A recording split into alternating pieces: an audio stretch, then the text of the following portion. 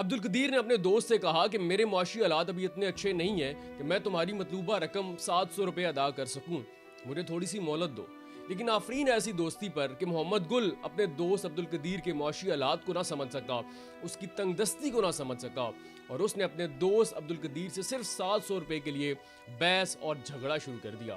اور پھر وہ جھگڑا اس قدر بڑھ گیا کہ محمد گل نے پستول نکال لیا اور اپنے دوست پر فائر کر دیا۔ عبد القدیر موقع پر جان کی بازی ہار گیا اور وہ 700 روپے وہیں کے وہیں رہ گئے۔ اللہ اکبر۔ اب آپ یہ سوچیں کہ وہ شخص کس قدر مجبور ہوگا جس نے صرف 700 روپے کے لیے اپنے دوست سے قرض لیا، اور پھر اس کی تنگ دستی کا حال یہ دیکھیں کہ وہ 1 ماہ گزرنے کے باوجود وہ 700 روپے ادا نہ کر سکا۔ 700 روپے کی رقم آج آپ کا بچہ آپ سے نہیں لیتا صرف پاکٹ منی کے طور پر، وہ کہتا ہے کہ 700 روپے میں ملتا ہی کیا ہے۔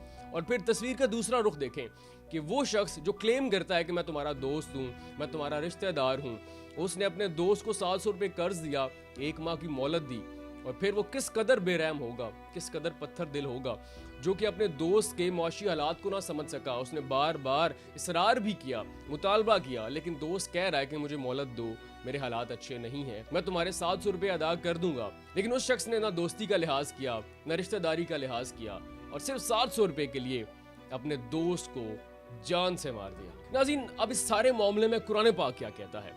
یہ وہ جامع کتاب ہے جو ہر گھر میں موجود ہے، لیکن ہم اسے پڑھنا گوارا نہیں کرتے۔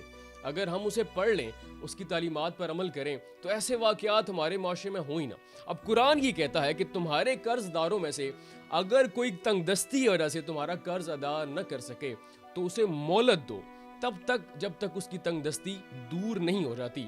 اور اس سے بڑھ کر قرآن یہ کہتا ہے کہ تمہارا تنگ دست پر قرض صدقہ کر دینا تمہارے لیے سب سے بہترین عمل ہے، کیونکہ اس عمل سے دنیا والے تمہاری تعریف کریں گے اور آخرت کے دن تمہیں اس کا عظیم ثواب ملے گا۔ اب اس پہ آقا صلی اللہ علیہ وآلہ وسلم یہ کہتے ہیں کہ اگر کوئی شخص یہ کہتا ہے یا اگر کوئی شخص یہ چاہتا ہے کہ اللہ تعالیٰ قیامت کے دن اس سے تمام تکالیف دور کر دے، اس کو تکلیفوں سے نجات مل جائے، تو وہ قرض داروں کو مہلت دے یا پھر انہیں معاف کر دے۔ اب بینگ اے مسلم ہمارے لیے 2 چیزیں ہیں، ایک قرآن اور ایک نبی کی سنت۔ اب یہ دونوں سنتیں کیا کہہ رہی ہیں وہ میں نے آپ کے سامنے رکھ دیا، لیکن جب ہم ان کو پڑھیں گے نہیں، ان پر عمل نہیں کریں گے، تو پھر مردان جیسے ہی واقع رونما ہوں گے۔